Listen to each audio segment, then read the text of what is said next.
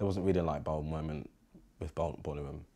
That's a really bad way of saying it, really cheesy way, but the light kept on getting brighter.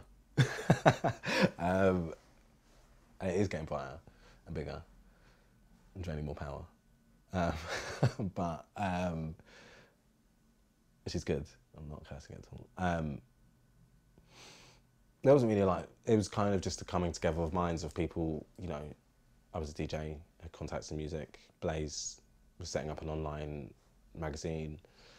Femi was also a DJ and had contacts in music, and you know, I had my radio experience from working with Giles and record label stuff, and Femi had some marketing experience. Blaze had all the online kind of business angles, and it was just a case of playing records in a room and then just, you know, building on top of that.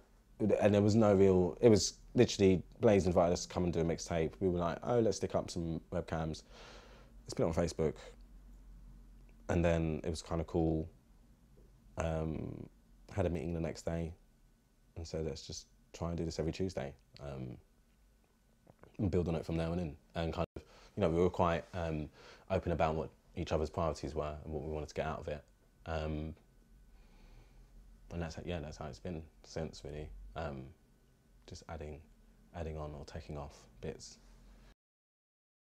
The past couple of years we've been doing a lot of sponsor-based stuff where we do quite big blowout events, or we do kind of like yearly partnerships where we do a few shows a month, and then we spread that out across the rest of what is the Boiler Room business now, and paying staff and paying for venues and equipment and all that kind of stuff. So, you know, we'd do a big project with a major brand.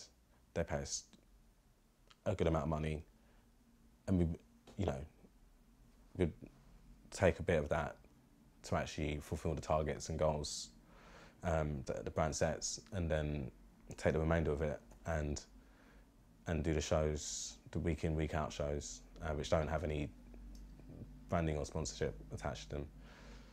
I suppose that's been the business model for the past couple of years. We're trying to change it a little bit because it's quite scary being at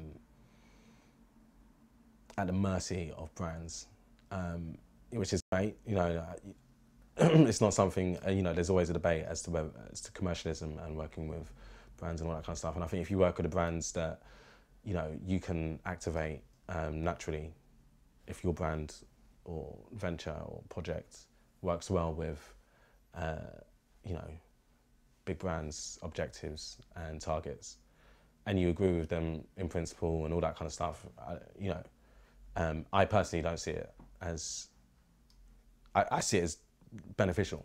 I see it as actually one of the only ways in which to generate a decent amount of money within the creative industries, because, you know, product sales or whatever, you know, your value is, isn't guaranteed, and is less so over the past 5 to 10 years, especially in music. You know, everyone knows about declining record sales and all that kind of stuff. So, you know, if a brand wants to look cooler and we can make them look cooler, and it doesn't compromise our sensibility as a brand, our status as a brand, sometimes, quite a lot of the time, it can be beneficial to kind of promoting our brand into different markets, audiences, all that kind of stuff. But, you know, it is quite scary, and you do have to be constantly cool in some way or another, in order to tick off target markets and all that kind of stuff, 18 to 24s or 18 to 30s. Finding the right people to work with is really hard and essential. The key people you kind of partner with are likely to be the people that you'll continually work with and partner with in different ways or forms. And, you know, there's lots of that goes into there, like trust. Trust is massive.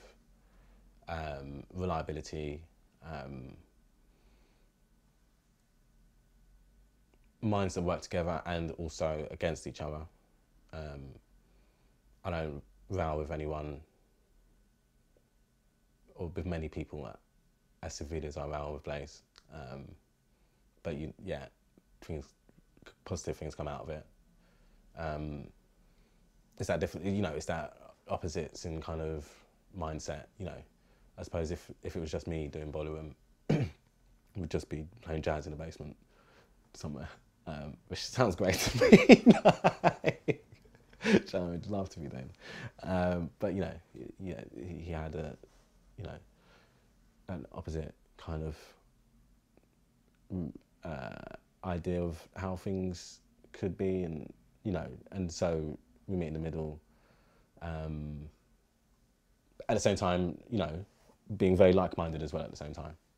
I suppose it is partnerships and people you work with is really, really important, and people that kind of you work for.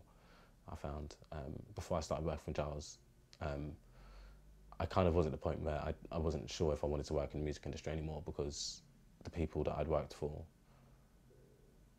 I didn't feel were respectful of just people. And it was quite a, if you're an intern, you just do a crappy job, and they wouldn't really kind of, you just kind of go through the mill. And it looked like it was going to be hard to even remotely make an impression. I remember thinking, because I held Giles in quite high regard before I started working for him. So I was kind of like, if he's an idiot, then I'm not quite sure which way to turn, but he was an idiot, so it's all good. But, the people that you work for, it's really important, especially when you're taking your initial steps, because they definitely provide, for me anyway, they've definitely provided a massive foundation